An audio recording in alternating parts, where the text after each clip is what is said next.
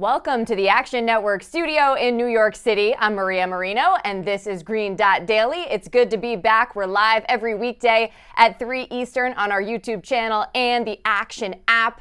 Coming up on the show, Nick Martin will give us a preview of the Stanley Cup Final. Jim Turvey, who's been slaying in the WNBA, will tell us why the Sky have earned his respect. We got MLB and soccer picks too. But first, we need a heat check because what just happened in the NBA? Jimmy frickin' Butler puts it in! The Butler who did it! Williams free! And Jimmy Butler is smiling about it, and let's go head-to-head, guys. Here he accelerates and finds two. And gave him the too small sign right now. Same thing that'll make you laugh will make you cry. 3 games to none, the 8th seed Miami Heat. It's Smart to Brown, Saxton. Foul! Hard screen. Look at that. Put in by Tatum. It's off to Smart for the 7th game. Commanders kicked in. The Celtics are going to win. There's a game 7 back in Boston. So it was a game 7. They stand eye to eye with history, and they did not blink. The Heat are going to the NBA Finals. Okay, that was a roller coaster of a series as we say hello to Chad Millman and Simon Hunter. I know you guys are normally NFL experts, but it's a slower time of year. I'm obviously not over, what happened in the Eastern Conference Finals. You're also previewing the NBA Finals on the latest Favorites pod, so I thought this was a great time to just remind you that when I was on the Favorites with you before the conference finals, I said, look, there is something about Jimmy Butler and the Heat. Wasn't always pretty, but they get it done again. They have been dogs in all 3 rounds of the playoffs. Plus 750 against the Bucks, plus 140 against the Knicks, plus 400 against the Celtics, and they have come out on top each time. Only other 8 seed to make the finals was the 1999 Knicks. And Chad, that was a lockout year. What's your reaction to this run? Look, I've loved the Heat during the entire playoff run that they've been having. I think Eric Spoelstra is proving to be a genius of a coach, as he has done over the past few seasons, winning with grind, winning by changing his strategy consistently. Matt Moore, we just had him on the Favorites podcast talking about previewing the NBA Finals. Maria, he was on with you a few weeks ago when we were talking about the conference finals, and he made a great point. Eric Spoelstra was starting Kevin Love during the playoffs. Cody Zeller was in the regular rotation during the playoffs, and what he did to change his scheme and bring in Haywood Highsmith and have Gabe Vincent and Caleb Martin all of a sudden become focal points of that offense. You didn't see Kevin Love. You didn't see Cody Zeller, because the way the games were emerging, that meant it dictated a different strategy. Spoelstra, Jimmy Butler, those guys were brilliant. Yeah, he recognized the hot hand too, putting Caleb Martin in the starting lineup. And Simon, I know you're a Philly fan, so you watch the Celtics team pretty closely. How do you feel about how the East has unfolded? I feel like going into it, a lot of people were kind of on this, right? It was kind of wide open where, yes, we all thought the Bucks were the best team with Giannis, but we kind of saw there was a little bit of an opening there, right? So I think a lot of people were saying, well, Boston could easily beat the Bucks. We could easily see the Boston making it to the finals. I don't think anyone saw the Heat making it. I know there's a couple crazy big-time Boston fans out there that have been calling for the Heat for months, saying the Heat were a big slept-on team, but I've been in a lot of professional circles, and people, yes, they thought the Heat were good. They never saw it playing out this way, right? They end up upsetting the Bucks because Giannis got injured. The Knicks actually might have played them the toughest out of any team. The Knicks were in every game against them. And then this matchup against the Celtics, the Heat-Celtics matchup was one of those of, we thought it was over, right, when it was 3-0. When they came back, I really did think Boston was going to pull it off, right? It just felt like it all lined up for them. They had the Derek White putback. It all kind of lined up. But this Heat team is just resilient. So I think that's one thing to take away from this team is they might not be the best team, might not have the most talent, but they have the best coach. And, man, are they resilient. Like, anytime they're down, you just can't count them out. So that's one of those teams where you can hate on the Heat all you want. They deserve to be here in the finals. They've earned everything they've got in this playoff series. Maria, let me just interject. Let me say one thing. Like to Simon's point about how resilient they are, remember, they were down to the Bulls with less than 4 minutes left in the play-in game and came back and won that game. And to Simon's point, again, down 10 points with 3 minutes left in game 6 and a second away from closing it out in game 6. This team, you just can never count them out. Well, that's the thing. You never feel like they're out of it, even when they're down 10 or so. And you saw it in game 6, perfect example. I mean, they should have won that game. And I think that also speaks to the coaching, not just from a strategy standpoint, but from a confidence standpoint of, that confidence that he gives his team that, we're gonna chip away, we're gonna stay in it, and we're gonna make our move, to close out games. And their record in close games reflects that. So once again, we have the Heat as dogs, plus 300 or so. Nuggets are at minus 400 here going into the finals. Simon, any bets that you're considering heading into this series, just as a fan, casual observer? I'm actually a semi-expert, right, Chad? I know my hoops. I don't bet it professionally, but I do know what I'm doing here. And I don't doubt it. Last year was kind of the same scenario of I didn't buy into the hype of one team. I just kind of kept it clear and said to myself, who has the best player and who is the most together team? And again, I get the Heat love, but this Nuggets team just reminds me of what I did last year with Golden State. It's okay. Steph Curry was the best player, and I'm arguably getting the best team. And I was getting them at a plus number against Boston, which is crazy to think looking back last year, but that's what it was. This year, you're not so lucky. The books, the pros have been all over Denver all season. The books know that. And the other side, the Heat have just been on this incredible run. So unless there's an asteroid coming or Jokic is going to get hurt, I just don't see a way that Denver doesn't win this. So I do like the value in Denver right now. You get them at minus 1.5 games at minus 165 right now on BetMGM. That's a good number for them to take this series. And if you don't love that, if you don't like the minus 1.5 just because the Heat play so well, you can take the Nuggets to win game 1 and to win the series at minus 250. Again, it sounds like a crazy number. We have historical data backing up teams that play in game 7 on the road do not fare well in the first game, especially games heading into the NBA Finals. So to me, this Nuggets team is just priced right. This number seems inflated to a lot of people. The Nuggets are the best team. There's a reason the Heat were an 8 seed. We've never seen a team like the Heat before. So yes, I get it. All the things have lined up. The Heat have kind of had this incredible run. I feel like they're finally run into that team that's going to shut them down. So I know it's not fun. I know it's not the sharp play, right? The pros usually on the big dogs, but in the NBA, it tends to be the best team with the best player usually wins these games. So just looking at this matchup, I just don't see the weaknesses in the Nuggets that, yes, I know Spoelstra will find something, but to see Spo and the Heat steal 4 games from this Nuggets team, I just can't see it, let alone 3 games. So I can see them maybe winning 2, but I see this going 6, 4-2 for the Denver. Give me minus 1.5 games for this Nuggets team. I hear you. The Nuggets are just the deeper, more complete team, Chad, but anything that you're looking to bet potentially? Well, look, I'm with Simon. I like the Nuggets minus 1.5. I think it's going to be a great series, unlike against the Celtics where strategically they don't really have an offensive strategy other than try to get ahead, make a lot of threes, and then dribble drive and beat players one-on-one. Like both of these teams, they play a complete game of basketball, sharing the ball, rotating the ball, crashing the board, shooting threes. They're outstanding to watch. So I do like the Nuggets minus 1.5. I think schematically, Jimmy Butler is going to be in a position to spread the ball around. So I like what he can do with, I'm going to look to bet his assists over props, depending on where the number lands. My long shot bet, Michael Porter Jr., tall, long, lanky, Michael Porter Jr. shooting over the top of a very small Heat team. He's got a great stroke from 3. I know that everyone's going to want to vote Jokic because he will have the best game every game. But give me Michael Porter Jr. 100-1 to win the MVP.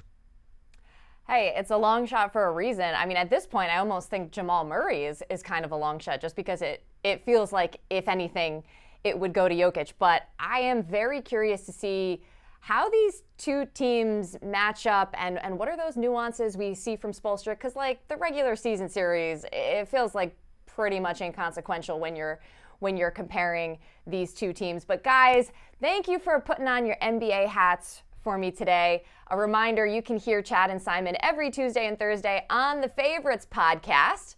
Thanks again, guys. Thank you. Switching gears to MLB, and these are a couple games that stand out to our analyst, Anthony DeBundo. Rangers taking on the Tigers at 6:40 Eastern, with 87% of the money coming in on Detroit. And later at 9:40 Eastern, it's the Braves and A's, with 59% of the money coming in on Oakland. As Anthony joins us now, we've seen some sharp money coming in on the Tigers money line, and that's the side you're on as well. So what's been the thought process? Yeah, so Detroit, for starters, is much better against left-handed pitching than against right-handed pitching in terms of how their lineup projects on a season-to-season basis. You looked at last season, they were the worst offense in the league against righties. It has been a little bit closer to more parity this year, but still better against southpaws for sure, and they can load up that lineup with a lot of righties. And Martin Perez is an interesting case because he's not traditionally been a high-level or even above-average starter. That was until last season when Perez had a career-high strikeout rate, 20% for the first time in his career, and that was legitimately encouraging. But if you look at his Stuff Plus numbers and his strikeout rate this year, it's come back down again toward his career average, so right around 16%, 16.7%. And that's about what Perez is for his career. And the Stuff Plus on his fastball is down considerably from last season as well. So all the reasons to think that Perez is kind of turning back into what he was prior to last year, which is right around a 5 ERA guy. And compare that to Alex Faedo, who is in the second year in the bigs, coming off Tommy John. He's showcased elite command, and that's a really encouraging sign for him. 25.6% strikeout minus walk rate. That's amongst starters with at least 15 innings, one of the best in baseball. And so, the elite command, a very good slider and a good changeup. He doesn't have a great fastball. Like, the stuff isn't elite. He kind of just gets by with his command. So it gives him a pretty low ceiling in terms of what he could be as a starter. But in this matchup, he is the better starting pitcher. And once you throw in the splits for the Tigers, them as an underdog at home is just not quite the right price, I don't think. So I like the Tigers plus 115. Well, again, the other matchup that we highlighted was Braves and A's. You are also on the side of the Athletics tonight. What's your reasoning? Look, everybody knows how bad the A's are. That's not a secret. At this point, they've won 11 games now. I did have them last night. The thing is, though, a lot of the reason the A's have been really bad hasn't necessarily been the lineup. They're a below average lineup that's hit about 22nd WRC plus, so not the worst in the league. But it's really been the pitching, and they've had a lot of different nights where their bullpen or their starting pitching just has not been major league caliber. But that was not the case on Monday night when Paul Blackburn had a really solid outing.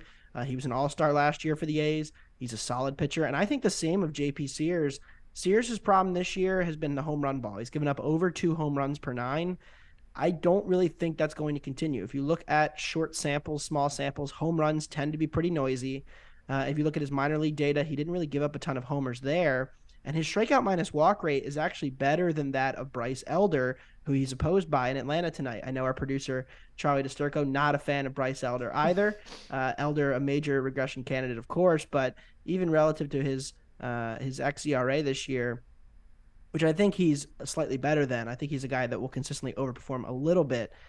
His strikeout minus walk rates are pretty average. His Stuff Plus is well below average, and he's a bit of a nibbler. He doesn't really throw it in the zone very often. Because his stuff is not that great. So I think if the A's can be patient, they can get after Elder a little bit. So at home, with the pitching advantage, over 2-1, I'm going to take the A's money line once again for the second straight night, and hopefully they can come through for me. Okay, looking for the A's to get their 12th win. But while we have you here, let's squeeze in some soccer because Wednesday at 3 Eastern is the Europa League final. These are the odds to lift the trophy. Sevilla at -120 and Roma at -115. So, Anthony, what's your pick?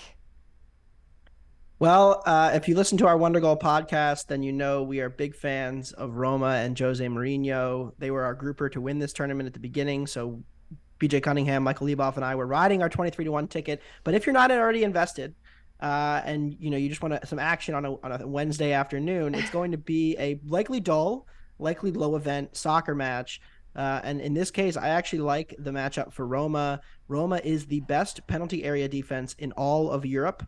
The top 5 leagues, they've conceded fewer expected goals than every team in Europe. That includes the Titans of the world, the Manchester Cities, the Barcelonas. That's how good they've been defensively. And if you compare that to a Sevilla team, which will not have their best crosser in Marcos Acuna and will, just consistently has been inconsistent defensively. They have about league average defensive numbers in Spain this season. They have improved as the season's gone on, but they have trouble breaking down teams that are willing to sit deep. They don't create a ton of shot volume. And so I think it's going to be a problem for them against this Roma defense, which has been elite. Roma also getting Paulo Dybala back. He's been cleared to play. I don't think he'll start necessarily for Mourinho. I think they'll go more conservative and then bring Dybala on in the second half. But his ball progression ability, along with Pellegrini, who's been one of the best creators in all of Europe, gives Roma, I just think, enough transitional attacking ability to get the win here. If you think back, through this run that Roma's been on to the final, they played Real Sociedad in the round of 16, a Spanish team that finished in the top 4 and was clearly one of the 4 best teams in Spain this year. They closed a pick'em in that matchup against Sociedad. They beat them 2-0 on aggregate over 2 legs. Now they're a pick'em essentially against this Sevilla team, which again is 10th in Spain and had considerably worse underlying numbers all season long than that Sociedad team. I think the market is a little bit lower on Roma right now because they had a really poor end to the season in Italy. Where they did not win any of their last 7 matches, but so much of that was rotating the team and focusing on this competition, trying to win this trophy. And so I'm going to back Mourinho as a pick 'em. The market is starting to turn a little bit. Sevilla opened a favorite. Roma now becoming a bit of a favorite at some shops on the money line. So I like Roma to lift the trophy, and hopefully our grouper ticket can get to the window. Yes, hopefully it should be an exciting Wednesday afternoon. And for more soccer analysis from Anthony, go ahead and check out the aforementioned Wonder Goal podcast. Anthony, thanks for joining the show. Thanks for having me. Go Roma.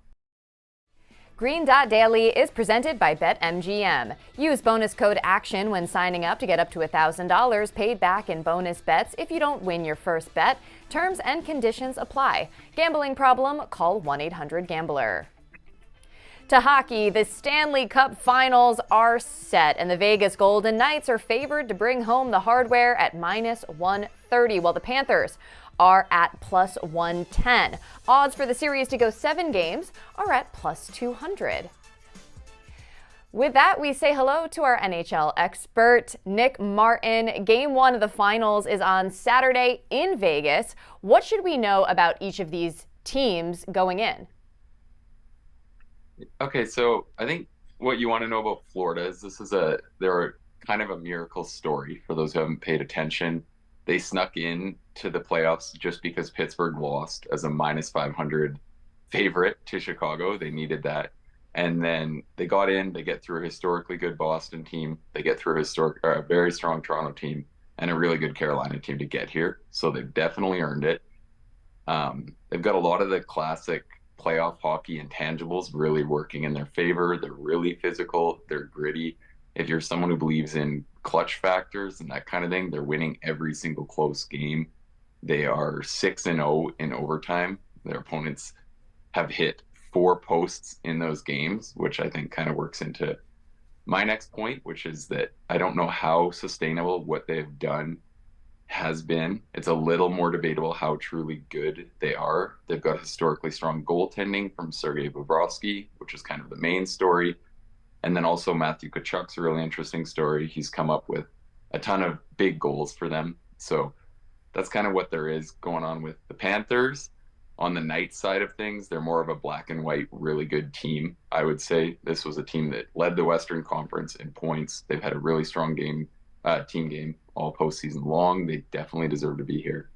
And another interesting note on the Vegas side of things, they're now on their 5th goaltender, 4th or 5th, depending on how you look at it. And Adin Hill is still dominating. His stats in a small sample are actually right there with Sergei Bobrovsky.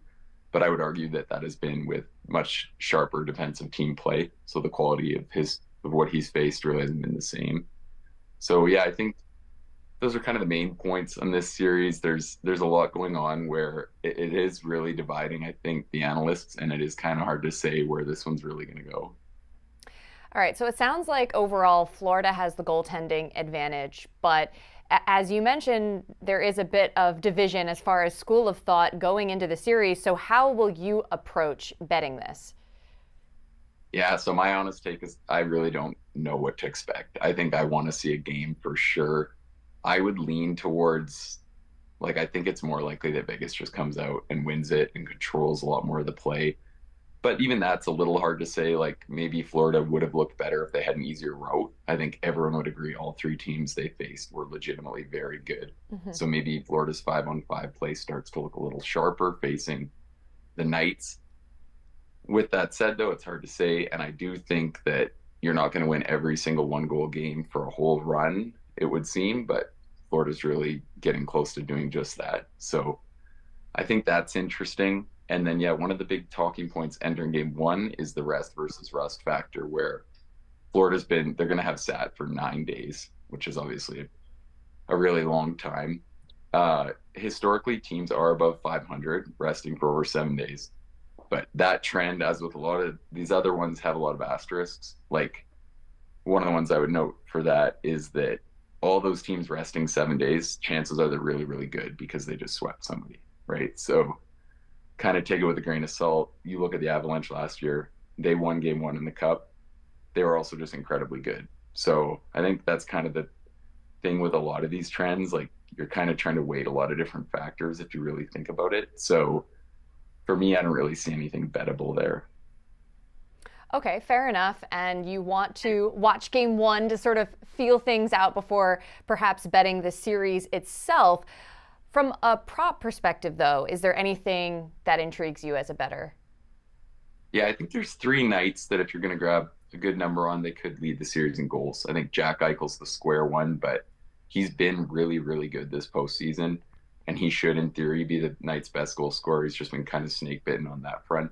But I think if you're going to tap into a chalky guy, he's a good option. He's been getting a ton of chances. He's a really good goal scorer, and I don't really see that stopping versus Florida. So I like Jack Eichel. William Karlsson at 20-1 is very playable. His line's been amazing. He's a really talented goal scorer. He's scored 40 goals before in this league, so it's not like he's just some guy who's blown up out of nowhere. And then from William Karlsson's line, I've kind of been looking to tap into Nick Waugh. It hasn't worked out yet, but he's 66-1 to lead the series in goals. And I think in the world where maybe it's a short Vegas series, that has some real life. So those are the kind of ones I'm thinking. And yeah, I to me, it feels like for a lot of people, would this game one really be a game that is getting bet into heavily in like the middle of the NHL season? Like, to me, it just feels like one where it's harder to find an edge. And I think that's kind of how a lot of sports are this time of year. So yeah, maybe not the easiest time to bet aside. I would say it really does feel to me like, they probably got it sharp, which is what you'd expect for, the first game of the Cup finals. Well, we appreciate the heads up on the props. It's going to be an exciting series. I'm sure we'll be talking to you again very soon on the show. Nick Martin, thanks for stopping by. Over to WNBA. We aren't even 2 weeks into the season, but Action Network writer Jim Turvey has been betting up a storm. He's 37-14-2, up 17.36 units, good for a 44.8% return on investment. And Jim joins us now on Green Dot Daily. There are 4 games on tap in the W tonight. Which one caught your eye for betting aside? Yeah, so my favorite side or total or money line or anything for this slate is the Chicago Sky plus 140. This is a Sky team. You just saw the graphic. We've gotten a lot right so far this season. The Sky team might be the one that I was the furthest off on, to be honest. I had a lot of questions coming into the season, how they were going to look, how their spacing was going to look in particular on offense. And James Wade is, I should have known. He's an amazing coach. He's proven it before. To me, this is one of his most impressive coaching jobs he's done this season. What he's done with Courtney Williams in particular, she's in a facilitator role that we haven't seen from her previously in her career. She's cut out some of those deep twos, turned those into threes, and all things combined, their offense just looks really good. We always knew Wade was going to have a good defense. Elizabeth Williams has really jumped in her first season as kind of a staple of the defense, and they've looked outstanding on both ends to start the season. They're 3-1. They're going against a dream team in Atlanta that's 1-2 and has looked the opposite. That's a team that I was high on coming into the season, and they really haven't looked all that good to start the season. They have a young core. They have a talented coach. Things just don't look like they've settled quite right. And I think that this Sky team, even though the game is in Atlanta, I would have this closer to Sky slightly favored or maybe a pick 'em. So being able to get the Sky money line at plus 140, it's a number that really popped to me when looking over this slate. Yeah, so the Sky are sitting in third place so far, while the Dream are sitting in ninth. They recently lost to the Indiana Fever, who we've all projected to be the worst team in the league easily. And, you know, I was with you, not really sure where the Sky were going to land just because of everybody that they've lost, but you're right. James Wade is showing what a great coach he is. Now, something that's relatively new in the WNBA betting space is the prop market. It's been very fun so far. What prop do you like for tonight? Yeah, for sure. So when we showed that graphic at the start, you know, a good chunk of that has been on player props. This is the first season they've had them at the start of the year. And the lines, just to be frank, it feels like it's the first year. They feel a little soft. You can definitely pick and choose your spots. A lot of this, you know, the work that I'm trying to do is, you know, simple, you know, positive or negative regression. If a player is getting, you know, is scoring at, you know, shooting 60% from the field, that's not going to continue. So how do we look to, if their points prop comes out, what they're averaging, you know, look towards an under, stuff like that. Also minutes, you know, we talked at the beginning, this is an information game. Kia Nurse is a player for tonight who played a low minutes total her first game, but shot up in the second game. They have that point total kind of in the middle, whereas I think her minutes are going to stick. So that's where you'd look towards an over. But specifically for today, my favorite is Marina Mabrey over 4.5 assists. This kind of has all of the features that we were just talking about in terms of looking at these player props. So Mabrey is a player who last season with the Wings really kind of became a playmaker of her own right. This is, you know, she's a shooting guard, she's a great shooter, but she's added this element to her game. And when Enrique Gumbawale went out for the Wings late last season in particular, she was really the playmaker on the Wings offense. And I think that's really what stood out to, you know, we said him before, James Wade, great coach. I think he spotted that. And when he brought in Mabrey in the offseason, it was they gave up a lot to get Mabrey. But I think she's going to be pretty central to this offense. She has missed one game this season, but if you go to her game log, you can see that she's added more and more minutes pretty much every game as she works herself into this. The most recent game, she played about 33 minutes and she cleared this number easily. She got 8 assists. I don't think she's going to be averaging 8 assists a game. That's not quite the level she's going to be at, but I think they'll post this number at maybe either 3.5 juiced, which I love, or 4.5, even just a regular 4.5. I would take the over on that. She's really a talented playmaker who's going to be given that role in Chicago. She cleared this number almost in the first quarter last game. And against an Atlanta team that we talked about in the last segment, their defense really has not looked outstanding. I really like this number for Mabrey. They're without Rebecca Gardner as well, so she might have a couple extra minutes. Mabrey may have a couple extra minutes. So this number 4.5 is my favorite player prop of the day.